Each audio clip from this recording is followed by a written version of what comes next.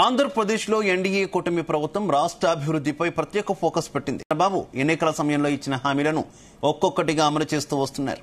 ఈ నేపథ్యంలో తాజాగా కూటమి ప్రభుత్వం కీలక నిర్ణయం తీసుకున్నట్టు తెలుస్తోంది. పేదలందరికీ ఇళ్ల పథకంలో భాగంగా పట్టణాల్లో 2 సెంట్లు, గ్రామాల్లో 3 సెంట్ల చొప్పున స్థలం కేటాయిస్తామని మంత్రి కొలుసు పార్థసారథి వెల్లడించారు. ఇందుకోసం రాష్ట్ర మంత్రివర్గ సమావేశంలో ఆమోదించిన మార్గదర్శకాలను వెల్లడించారు. వారు గతంలో ఎప్పుడూ ఇంటి కోసం లోన్ పొంది ఉండకూడదు, బీపీఎల్ కుటుంబం అయి ఉండాలి, ఖచ్చితంగా ఆధార్ ఉండాలి, మెట్ట ప్రాంతంలో 5 ఎకరాలు, మాగాణిలో 2.5 ఎకరాలకు మించి ఉండకూడదంటూ తెలిపారు.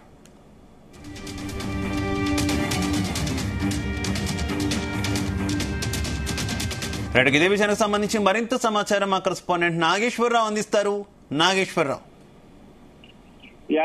ఆంధ్రప్రదేశ్ రాష్ట్రంలో రైతులు గాని, పేద మధ్యతరగతి కుటుంబీకులు గాని ఆంధ్రప్రదేశ్ వ్యాప్తంగా కూడా ఎదురు చూస్తున్న ఆ భూమికి 2 సెంట్ల భూమి, 3 సెంట్ల భూమి కోసం ఎదురు చూస్తా ఉన్నారు. ఏదైతే ఎన్డీఏ కూటమి అధికారంలో రావటానికి ప్రధానంగా ఇచ్చిన హామీల్లో ప్రతి ఒక్క భూమి లేని, ఇల్లు లేని ప్రతి ఒక్కరు కూడా ఆ 2 సెంట్లు, పట్టణాల్లో అయితే 2 సెంట్లు, పల్లెల్లో అయితే 3 సెంట్లు ఆ భూమి ఇచ్చి ప్రభుత్వమే ఇల్లు కట్టించి ఇస్తానన్న నేపథ్యంలో ఏదైతే 2024 ఎన్నికలకు సంబంధించి ప్రధాన హామీలో ఒకటైన పేదవానికి ఆ భూమి, ఇల్లు అన్న కోణంలో చేసిన ప్రచారానికి పెద్ద ఎత్తున కూడా ఆ ప్రజలు మద్దతు తెలిపారు. మద్దతు తెలిపిన కారణంగానే భారీ మెజార్టీతో అధికారంలోకి వచ్చిన ఎన్డీఏ కూటమి ఆ మాట నిలబెట్టుకునే దిశగా రాష్ట్ర ముఖ్యమంత్రి చంద్రబాబు నాయుడు అడుగులేస్తున్న పరిస్థితి ఉంది. కొద్దిసేపటి క్రితం జరిగిన ఆంధ్రప్రదేశ్ రాష్ట్ర మంత్రివర్గ సమావేశానికి సంబంధించి ఈ మేరకు కూడా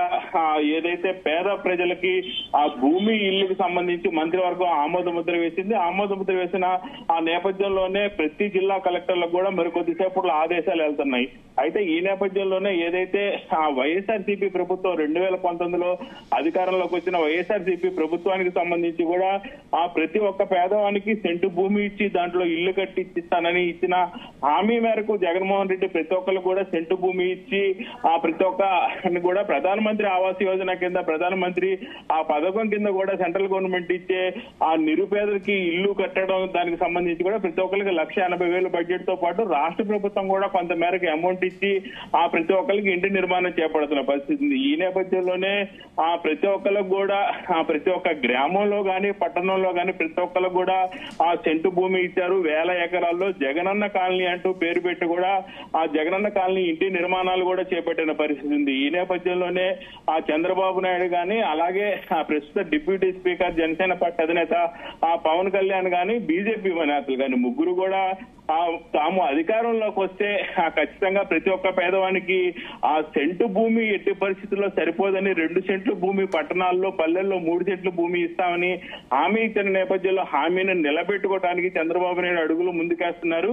ఈ నేపథ్యంలోనే మంత్రివర్గ సమావేశంలో ప్రధానంగా కూడా ఆ పేదవానికి ఇల్లు, పేదవానికి భూమి ఆమోద ముద్ర వేసిన పరిస్థితి అయితే ఉంది. ఈ నేపథ్యంలోనే ఆ పట్టణాల్లో, పల్లెల్లో ప్రతి ఒక్కరికి కూడా ఏదైతే జగన్మోహన్ రెడ్డి ప్రభుత్వ హయాంలో ఇచ్చిన ఆ ఇంటి స్థలం రద్దు చేసి ఇస్తారా, లేక అప్పుడు ఎవరైతే ఇళ్ల స్థలాలు తీసుకొని వాళ్ళు ఉన్నారో, ఎవరైతే టీడీపీకి సంబంధించిన ఆ ప్రధాన అనుచరులు గాని, టీడీపీ పార్టీకి సంబంధించిన నాయకులను గాని పూర్తిగా పక్కన పెట్టి వైఎస్ఆర్సీపీ పార్టీ నేతలకే ఇచ్చారన్న ఆ వాదనల నేపథ్యంలో కొత్త వారికి ఇస్తారా, పాత వారికి ఇచ్చిన వారికి కూడా అది రద్దు చేసి కొత్త ఇళ్ల స్థలాలు ఇస్తారన్న నేపథ్యంలో చర్చ జరుగుతా ఉన్నది. ఈ నేపథ్యంలోనే ప్రతి ఒక్కళ్ళు కూడా 2 సెంట్ల భూమి అనేప్పటికీ ప్రతి ఒక్కళ్ళు ఆశపడుతున్న నేపథ్యం. మొత్తానికి ఏదైతే పాత వారికి ఇచ్చిన వారికి రద్దు చేసి కొత్త అందరికీ ఇస్తారనే దాని మీద సందిగ్ధత నెలకొన్న నేపథ్యంలో దీని మీద మరింత ప్రభుత్వం సమాచారం ఇవ్వాల్సి ఉంది. అయితే దీని మీద అధికారులు కూడా సమీక్షా సమావేశం నిర్వహించాలని, గ్రామాల్లో ఎంతమందికి గత ప్రభుత్వంలో ఇళ్ల స్థలాలు ఇచ్చారు, ప్రస్తుతం ఎంతమందికి ఇవ్వాలనే దాని మీద, అలాగే ఎవరికి రేషన్ కార్డు ఉంది, ఎవరికి రేషన్ కార్డు లేదు అనే దాని మీద కూడా ప్రభుత్వ సమీక్ష నిర్వహించి ప్రతి ఒక్క గ్రామ, పట్టణాల్లో సర్వే చేయాలని రాష్ట్ర ముఖ్యమంత్రి చంద్రబాబు నాయుడు ఇప్పటికే అధికారులని, రాష్ట్ర మంత్రివర్గాన్ని ఆదేశించిన నేపథ్యం. ఈ నేపథ్యంలోనే ఉన్నత స్థాయి కమిటీ ముగ్గురు నుంచి 4 మంత్రులతో ఓ కమిటీ ఏర్పాటు చేసి ఆ కమిటీ ద్వారా పట్టణ, పల్లెల ప్రాంతాల్లో ఎవరికి ఇళ్ల స్థలాలు రావాలి, ఎవరికి కేటాయించాలి, ఎవరిది గత ప్రభుత్వ హయాంలో రేషన్ కార్డులు తీసేసి మరి ఇళ్ల స్థలాలు రాకుండా వైఎస్ఆర్సీపీ ప్రభుత్వం చేసిందంటూ ఆ చంద్రబాబు నాయుడు పెద్ద ఎత్తున కూడా ఆరోపణలు చేసి ధ్వజమెత్తిన నేపథ్యం.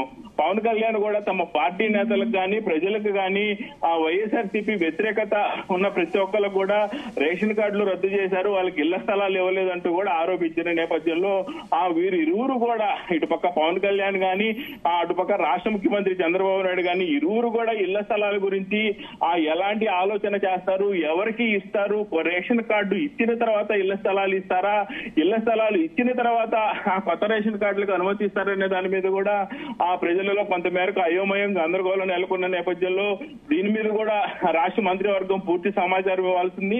ఈ నేపథ్యంలోనే ఏదైతే ఉన్నత స్థాయి కమిటీ కొంతమంది అధికారులతో మంత్రులతో రాష్ట్ర ముఖ్యమంత్రి చంద్రబాబు నాయుడు త్వరలో కమిటీని ఏర్పాటు చేసి వారు సమీక్ష నిర్వహించి ఆ సమీక్ష పూర్తి స్థాయి సమాచారాన్ని రాష్ట్ర ముఖ్యమంత్రి చంద్రబాబు నాయుడుకి ఇచ్చిన తర్వాత దీని మీద పూర్తి సమాచారం ప్రజలకు అందించే అవకాశాలు కనబడతా ఉన్నాయి. శివ.